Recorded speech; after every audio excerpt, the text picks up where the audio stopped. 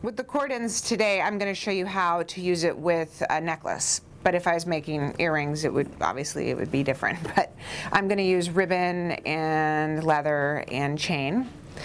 And here's my fold over cord end. I like to take the biggest thing first and then sort of layer everything together. You could put glue inside the cord end if you wanted to.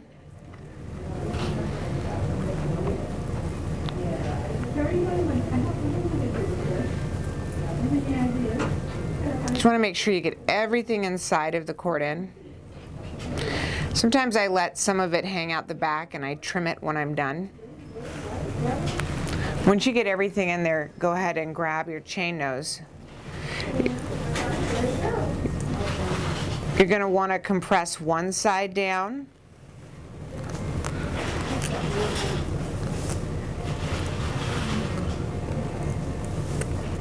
And then work on compressing the other side down. Flip sides so that you can see it.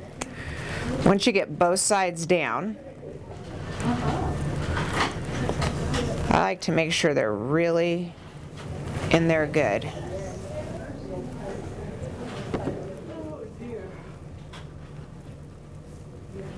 I'm always doing that pull and tug technique to make sure that they're not going to come out.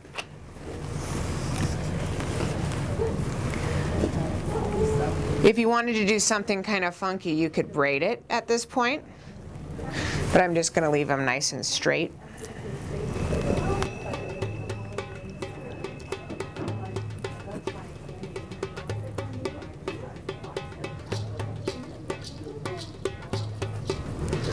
Layer them together.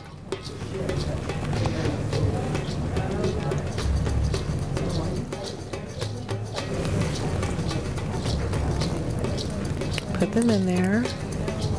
Compress one side.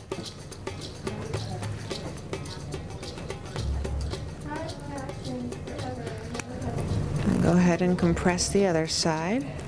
Make sure they're in there good and tight. So then you'd want to use jump rings or split rings to attach your clasp, and you're done.